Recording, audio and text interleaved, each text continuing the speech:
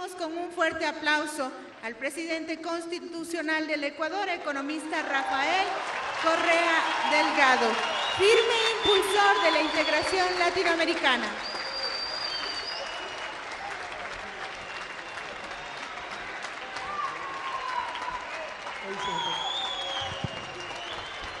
Un abrazo a todas y a todos. ¡Ay, Shamuska! Mashikuna, Wokikuna, Panikuna, Hatun Saludami. Ayacho Kangichi, Kairato Nyokaka Ashka, Kushiyami Kani. Yo estoy muy feliz en esta noche al pensar cómo está cambiando la patria grande. Imagínense ustedes, solo hace una década, qué gobiernos tenía nuestra América. Y ahora parece ese realismo mágico del gran Gabriel García Márquez, ¿verdad? Como decía hace unas semanas cuando nos visitó ese otro querido compañero Ignacio Lula da Silva. Imagínense una región donde en los últimos años hemos tenido como presidentes a un humilde betunero que luego se convirtió en dirigente sindical y posteriormente alcanzó la presidencia. Imagínense una región donde fue presidente un obispo de la Teología de la Liberación, una región donde es presidente un sencillo indígena dirigente cocalero, una región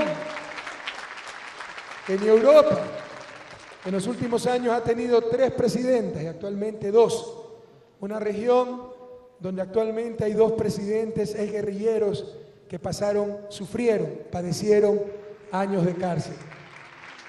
Y si contamos a Nicaragua, son 3 presidentes guerrilleros: Pepe Mujica, Dilma Rousseff y Daniel Ortega. Ustedes saben que esa región es la patria grande, Latinoamérica y particularmente Sudamérica. ¿Cómo no estar llenos de esperanza al ver cómo está cambiando nuestra región? Permítame, para no ser mal educado, saludar en primer lugar pues a nuestro hermano Evo Morales, que nos honra con su presencia. No está de visita, esta es su casa. David Choquehuanca, canciller.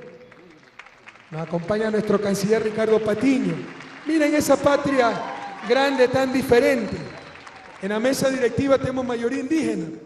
Solo tenemos 2 mestizos y 4 indígenas. Porque nuestros 2 embajadores, la embajadora boliviana aquí en Ecuador, una indígena aymara, el embajador ecuatoriano en La Paz, Bolivia, una indígena quichua de los Andes. Esa es la patria nueva, ese es el cambio de época que vive nuestra América. Un saludo a todas y a todos. Algunas personas, permítanme relevar su presencia. Nos acompañan varios ministros de Estado, por aquí veo a Betty Tola, veo a, bueno, Lenín Lara, es difícil verlo, a Mireya Cárdenas, ministra. Vemos a nuestra queridísima presidenta de la Asamblea Nacional, Gabriela Rivadeneira. Veo a nuestro prefecto de la provincia de Pichincha, Gustavo Baroja, al presidente nacional de la Casa de la Cultura y gran escritor de la patria, Raúl Pérez. Perdonen si no alcanzo a ver a todos porque con los focos es más difícil, pero quisiera también saludar especialmente al profesor François Huttard, director del Centro Tricontinental en Bélgica y actual profesor del Instituto de Altos Estudios Nacionales. Está también, ya se retiró creo, estaba bastante cansado, está Carlos Poli, el Contralor General de la Nación, y está un querido amigo que también nos honra con su presencia, europarlamentario, Jean-Luc Mélenchon, candidato presidencial de la Izquierda Unida en Francia. Bienvenido, Jean-Luc. ¿Cómo está cambiando nuestra América?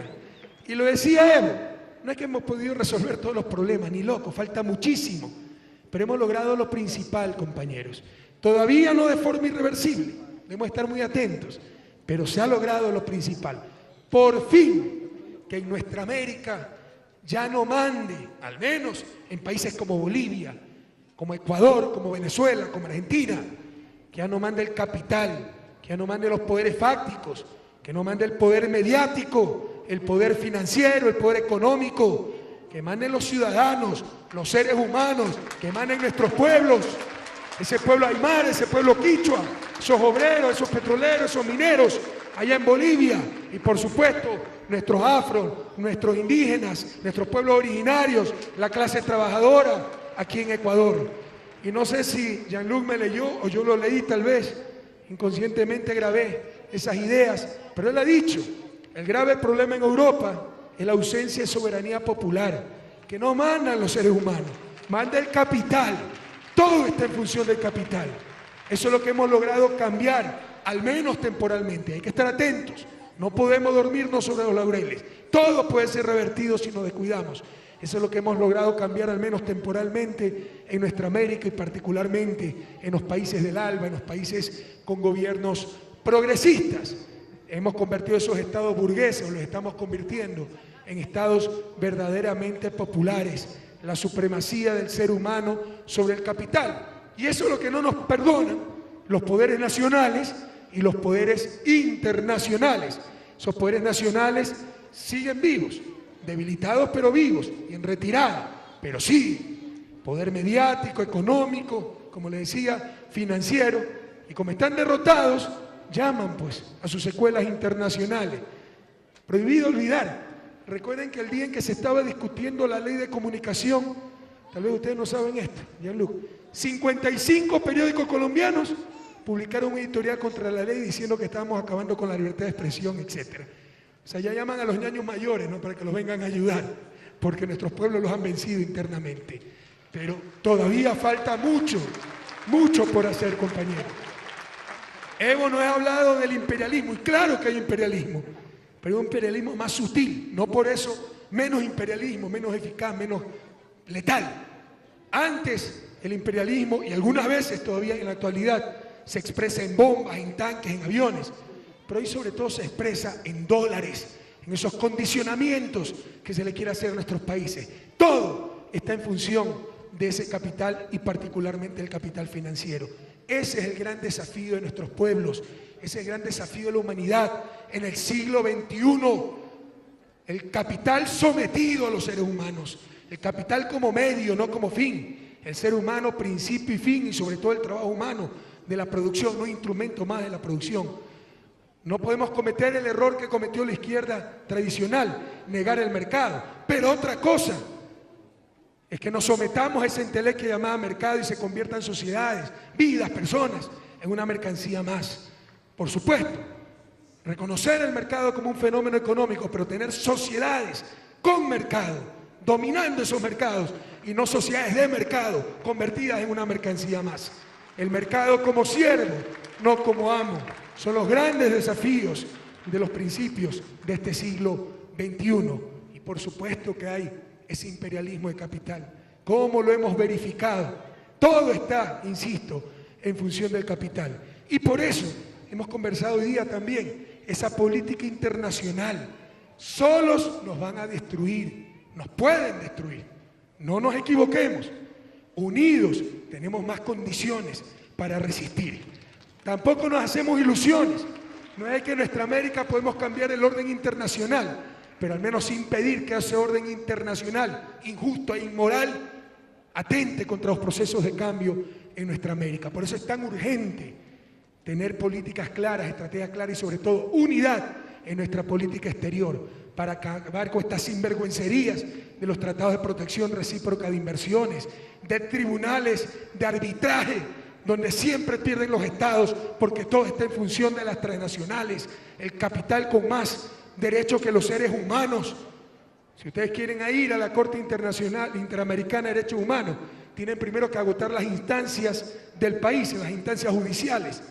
Para los seres humanos, primero hay que agotar las instancias judiciales del país. Para las transnacionales, no tienen que agotar nada. Directamente nos llevan a esos tribunales donde siempre perdemos, porque esos árbitros son corruptos, vienen y vuelven después a las transnacionales. Todo eso tiene que acabar en nuestra América, Evo. No lo podemos hacer solos. Individualmente será el capital el que nos ponga las condiciones. Juntos nosotros pondremos las condiciones a ese capital. Tenemos que luchar para reformar un sistema interamericano totalmente vendido a Norteamérica. Hablemos las cosas claras, sin eufemismos, contradicciones intolerables que solo se pueden justificar o las pueden sostener en base a la prepotencia, a la propaganda, al poder mediático, pero la historia nos juzgará. La Comisión Interamericana de Derechos Humanos sede en Washington y resulta que Washington no ha ratificado el Pacto de San José. ¿Para qué sirve la OEA? Si no soluciona el criminal bloqueo a Cuba, que rompe descaradamente todo el derecho interamericano. ¿Para qué sirve la OEA? Si no soluciona la vergüenza, el absurdo, lo intolerable que constituye una colonia extranjera en nuestra América. Me refiero a las Islas Malvinas, a 14.000 kilómetros de la metrópoli y al frente de las costas argentinas. Si no se enfrentan esos problemas, todo lo demás es falsedad, todo lo demás es hipocresía, todo lo demás es cinismo. Tenemos que unirnos para enfrentar esos problemas, cambiar radicalmente un sistema interamericano totalmente tomado en función de intereses del norte. Como decía Fidel Castro, la OEA no es otra cosa que el Ministerio de las Colonias. Y tenemos que unir esfuerzos para lograr esa integración, para hacer cada vez más realidad, pero más eficaz, más eficiente también, a ese sueño llamado UNASUR, a esa integración integral, como la llamamos, que ya no es solo, pues, como intentaron convertirnos en grandes mercados. Si ese es el problema, un neoliberalismo absurdo, incoherente, inmoral. La globalización neoliberal, que no busca crear una sociedad planetaria, tan solo un mercado planetario, que no busca formar sus ciudadanos del mundo, sino tan solo consumidores globales. Y esos han sido los procesos de integración de las últimas décadas. Grandes mercados, grandes consumidores. Con UNASUR vamos a crear grandes sociedades, vamos a crear la patria grande, compañeros, la integración integral, la unidad, no solo en el comercio, en infraestructura, en energía, en conectividad, en políticas laborales, para que no nos exploten. Nunca más caer en el error de volver a competir para traer inversión extranjera, precarizando nuestra fuerza laboral, como sucedió en la larga y triste noche neoliberal. Y el sudor, hasta la sangre de nuestros trabajadores, traspasaba, se transfería a las utilidades de esas transnacionales. Jamás volver a cometer errores así. Y para eso es necesaria esa integración. UNASUR, ALBA, CELAC, tener nuestros propios espacios para procesar diferencias, resolver conflictos. Necesitamos tener esos objetivos de política exterior juntos. Todo eso hemos conversado esta mañana. Pero hay gente, hay países, así es la prepotencia, así es la doble moral. Decía hace unas horas en el salón amarillo del Palacio, cuando dábamos una rueda de prensa, que al menos esta época se recordará en la historia de la humanidad como la época de la hipocresía, de la doble moral. Cuántas contradicciones, cuánto discurso tan diferente a la praxis.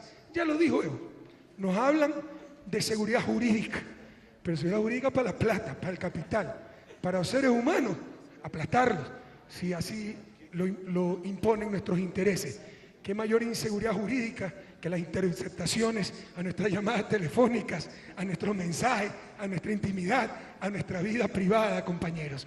Entonces hay gente que no entiende que América Latina está cambiando y siguen con su doble moral y siguen desubicados en historia.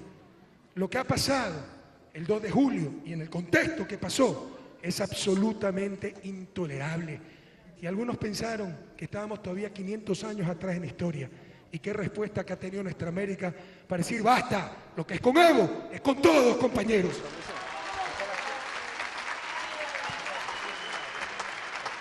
¿Qué capacidad que tiene el imperialismo y sus instrumentos, el imperio del capital y sus extensiones, la entelequia llamada mercado, el poder mediático, todos esos instrumentos que tienen para hacer propaganda, para tergiversar las cosas? ¿Qué capacidad que tienen para desviar la atención? Resulta que ya el problema no es el espionaje más grande de la historia de la humanidad.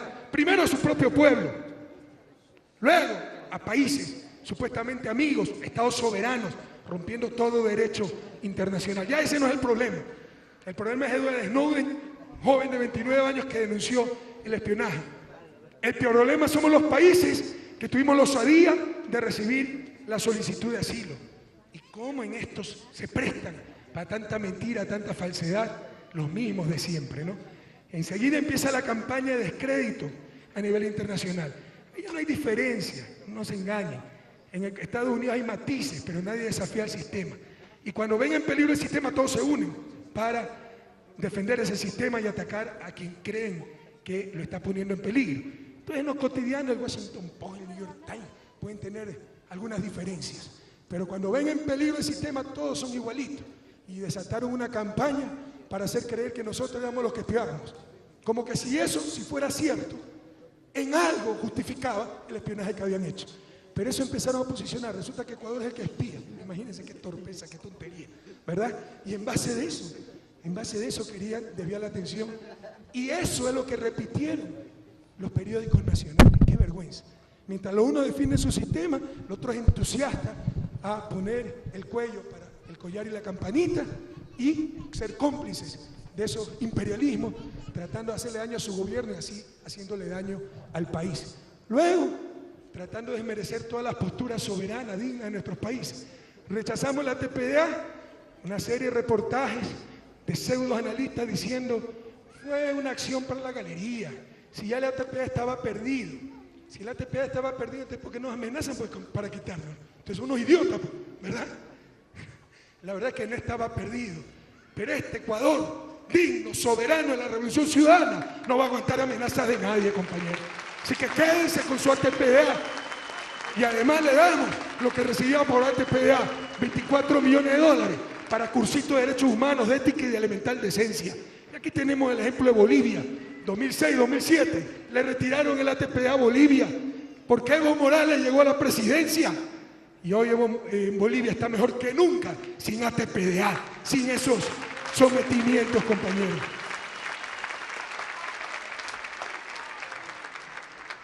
Luego se nos dice que después de una llamada del vicepresidente de Estados Unidos hemos dado marcha atrás, hemos desautorizado un cónsul.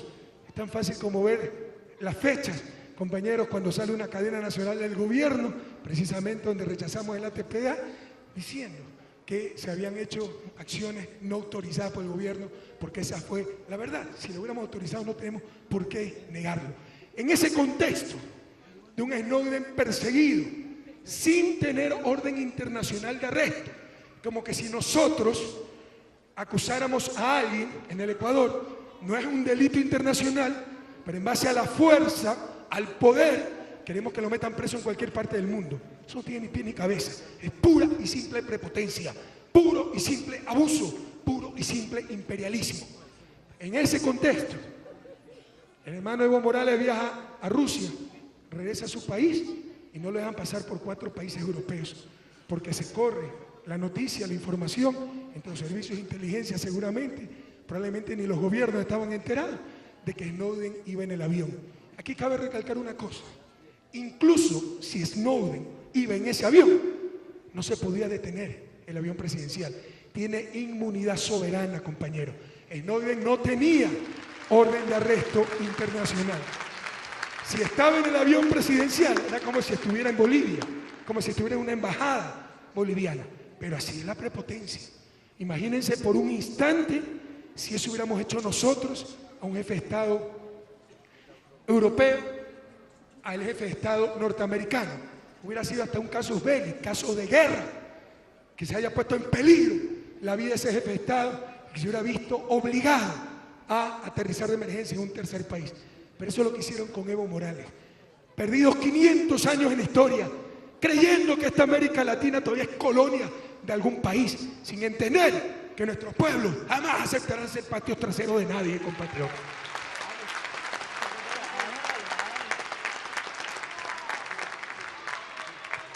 Y tuvo que aterrizar en Viena, de emergencia. Pusieron en peligro la vida de Evo Morales. Insisto, aquí lo relevante no es si iba Snowden o no en el avión, eso es irrelevante. Así hubiese estado, eso no se puede hacer. Pero para mayor vergüenza de estos países, para revelar aún más el servilismo, ni siquiera Snowden estaba en ese avión. Y me contaba Evo, y hablamos 3 o 4 veces, después conversamos con más detenimiento todavía, que cuando estaba en Viena, 4 veces un embajador de un país europeo intentó revisar el avión. Imagínense esto. Solo faltó que ofreciera espejitos, ¿verdad? Un tipo perdido 500 años en historia. Y por eso es que yo no acepto que los homenajes que se le hacen a Evo Morales son de desagravio. ¿Por qué no ha sido agraviado? El agravio ha caído sobre esos gobiernos entreguistas que en lugar de defender a sus pueblos que también han sido espiados, a su gobierno, a sus países, son cómplices de los que realizan ese espionaje. Por el contrario, salió más digno y enaltecido que nunca Evo Morales con su actitud soberana, independiente, libérrima, digna, al rechazar pues, tremendo insulto, hasta que 14 horas después se permite continuar al avión presidencial. Ante tamaña ofensa, y les insisto, lo que es con Evo es con todos, lo que es con Bolivia es con todos, compañeros. Ante tamaña ofensa, buscamos una reunión urgente de UNASUR. La presidencia pro tempore la tiene Perú, pero lamentablemente se cometieron grandes errores en el Estatuto de UNASUR, que se los digo a tiempo, en Brasil. Yo casi no firmo ese estatuto, me tuvo que invitar a desayunar Hugo Chávez, Lula, no me acuerdo si estabas tú, Evo, para convencerme de que firme, porque yo me regresaba. Porque ese estatuto cometimos el gran error de delegárselos a funcionarios de medio nivel, a los burócratas de siempre, como es costumbre, hicieron todo para que nada funcione. Entonces, por ejemplo, para empezar, la Secretaría Ejecutiva de UNASUR está en 4º nivel de jerarquía. Primero, Consejo de Jefes de Estado. Segundo, Consejo de Cancilleres. Tercero, ¿cómo se llama? Notables, ¿cómo es que se llama? Consejo de Delegados. Y después viene la Secretaría. Para citar una reunión extraordinaria de presidentes, se necesita el consenso de todos los miembros, es decir, unanimidad. Cuando se le pide a Ollantumala hacer esa reunión urgente, si no se reunía UNASUR por este caso, ¿por qué nos reunían? ¿Para qué servía UNASUR? Nos dice que hay 2 países que no aceptan la reunión, en consecuencia no hay consenso. Bueno, tendrá que decir algún día cuáles eran esos 2 países, pero no nos íbamos a quedar con las manos cruzadas, así que no íbamos a llamarle cumbre de presidentes de UNASUR, pero sí reunión de presidentes de la región, y nos autoconvocamos, compañeros, en Cochabamba, donde estuvieron 6 de los 12 presidentes de UNASUR y una delegación especial de Brasil, porque Dilma Rousseff apoyó totalmente la reunión, pero no pudo asistir personalmente por los problemas que todos sabemos y que me voy a referir más adelante, además, tenía en Brasil. Y se realizó pues, la reunión de Cochabamba, donde se rechazó este agravio que era para toda nuestra América y se le dio un plazo a esos países para que presenten explicaciones. Y a la semana siguiente se reunió Mercosur y ahí se toma la decisión, yo diría inédita, que siente un precedente, de llamar a consulta a nuestros embajadores. Ecuador todavía no es miembro pleno de UNASUR, es observador de Mercosur, pero enseguida apoyamos esa decisión histórica de Mercosur. Pero no solo aquello, declaraciones sumamente importantes. Por ejemplo, ratificar el derecho de todo ciudadano del mundo, como está estipulado en la Declaración de Derechos Humanos de las Naciones Unidas, para solicitar asilo, compañeros. Eso no es dádiva de un país, eso no es que tengo que pedir permiso a nadie, ese es derecho de todo ser humano, a tal punto que Estados Unidos ha dado asilo a algunos banqueros y criminales prófugos de la justicia ecuatoriana, ¿verdad? Prohibido olvidar.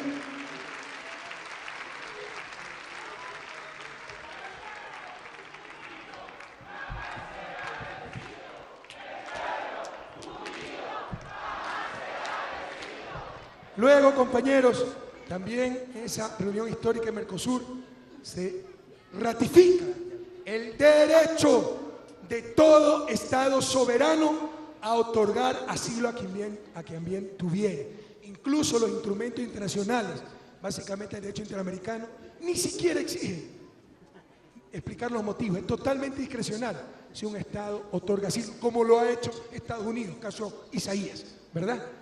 Entonces se ratifica el derecho de nuestros estados a otorgar asilo. Así que por eso se deben hacer presiones, amenazas, satanización a ningún país del mundo y peor aún a un país de nuestra América. Y por último, se da todo el respaldo de Evo Morales y se llama a consulta a los embajadores de esos 4 países europeos hasta que presenten las disculpas y las explicaciones del caso. Disculpas que han presentado. Y bueno, ya esperamos la declaración de Bolivia, si esas disculpas les satisfacen, para que los embajadores puedan regresar. Si no, continuarán en consulta, compañeros. Pero deberán aprender los países europeos que con esta la América Latina del siglo XXI no se juega, que ya pasó el tiempo de la colonia, que se ubiquen un poquito, que tienen unos 500 años de retraso en la historia de la humanidad. Para finalizar, compañeros, un abrazo a todas y todos, un abrazo a las organizaciones sociales, siempre movilizados. Tenemos que seguir mejorando. La organización, la movilización. Todavía enfrentamos grandes enemigos. Ustedes saben el apoyo popular que tenemos. Ahí están los resultados electorales. Pero no equivocarnos. Todavía hay poderes fácticos que no representan a nadie a nivel popular, pero con un inmenso poder mediático, económico, internacional, con apoyos de grupos. Ahí está el propio espionaje, que mucho de ese espionaje, ¿no? Hay varios casos de espionaje, uno es denunciado por Snowden. Tenemos muestras de un espionaje hecho por grupos de derecha a nivel regional con apoyo de la extrema derecha de Estados Unidos.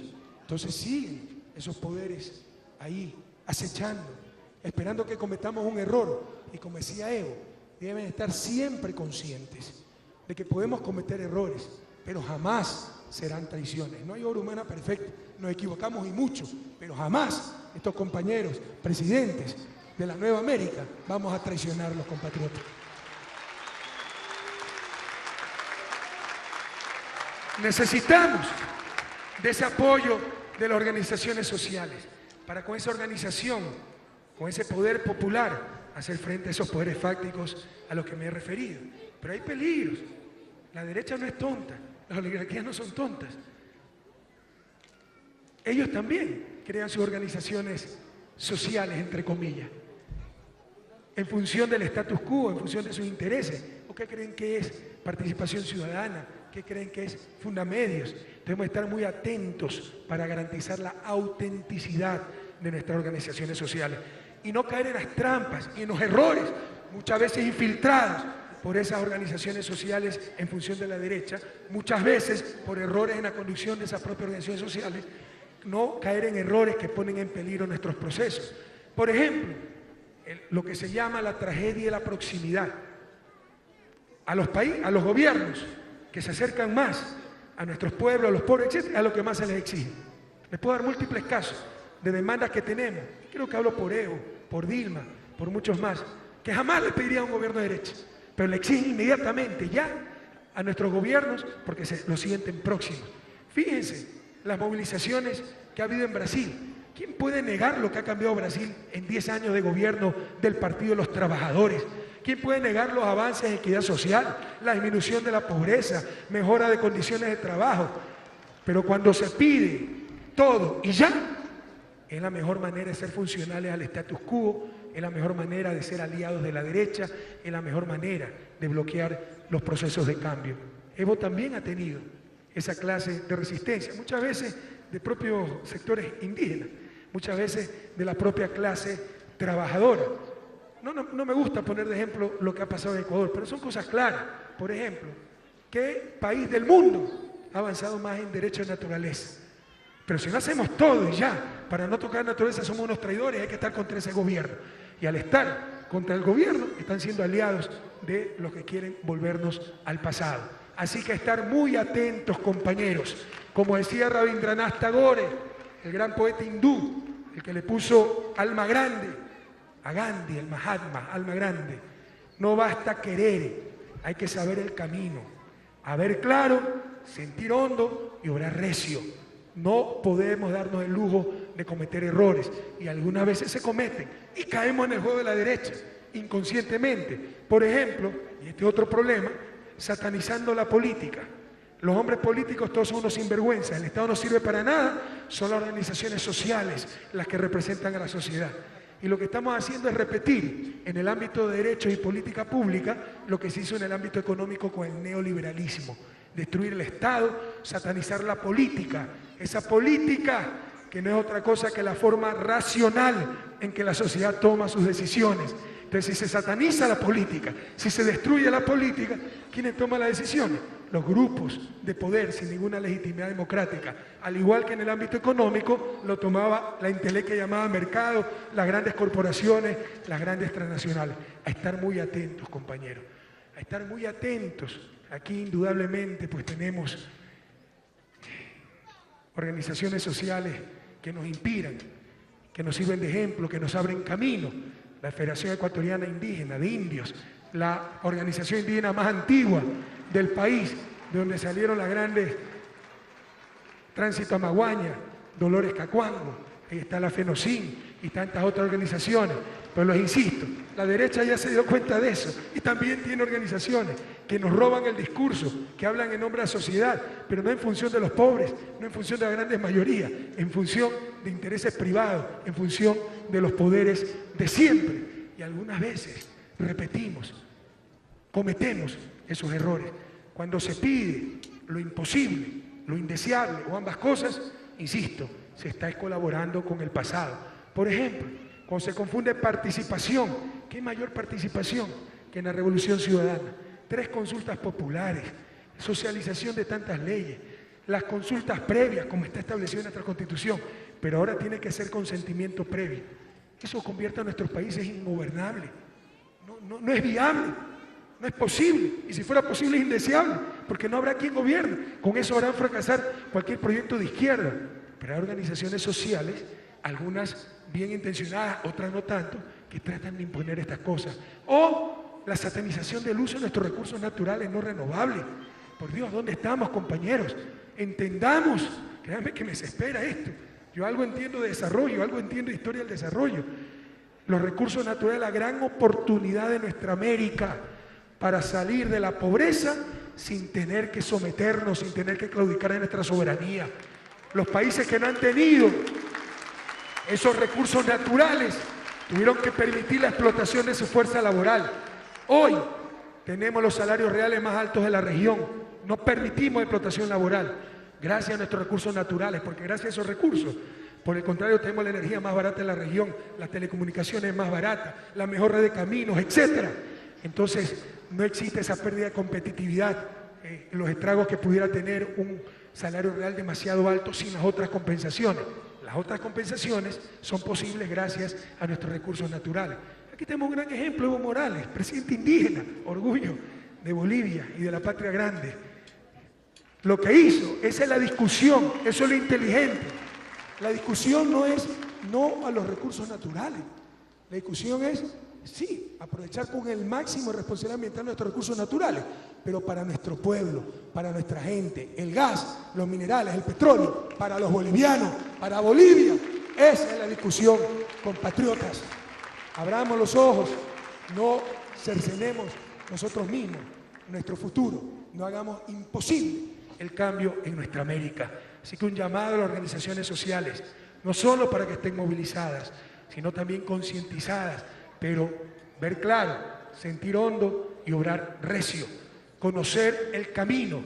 Quien no hace un compromiso con lo sustancial, compatriotas, está haciendo necesariamente un compromiso con lo insustancial y está haciéndole el juego a los recuerdos del pasado, a los grupos, a los poderes, a los intereses que siempre han dominado nuestra América. Para terminar, querido Evo, nuevamente un abrazo solidario. Te insisto, tú no necesitas desagravio. Tú has salido de este impasse, de esta situación tan inaudita, con mayor dignidad, más enaltecido que nunca, sacando adelante a tu querida Bolivia. Lo que tienen que desagraviarse son esos gobiernos entreguistas que ni siquiera defienden a su pueblo, ni siquiera defienden la soberanía de su Estado. Lo que sí vamos a hacer siempre es demostrar que aquí en nuestra América las cosas han cambiado, que hay un cambio de época, que esto ya no es patio trasero de nadie, que no somos colonia de nadie, que no somos vasallos de nadie, y que lo que es con Bolivia, con Evo o con cualquiera de nuestros países es con todos, compañeros. ¡Que viva la patria grande! ¡Que viva Latinoamérica! ¡Que viva Bolivia! ¡Que viva Evo Morales! ¡Que viva Ecuador! ¡Hasta la victoria siempre!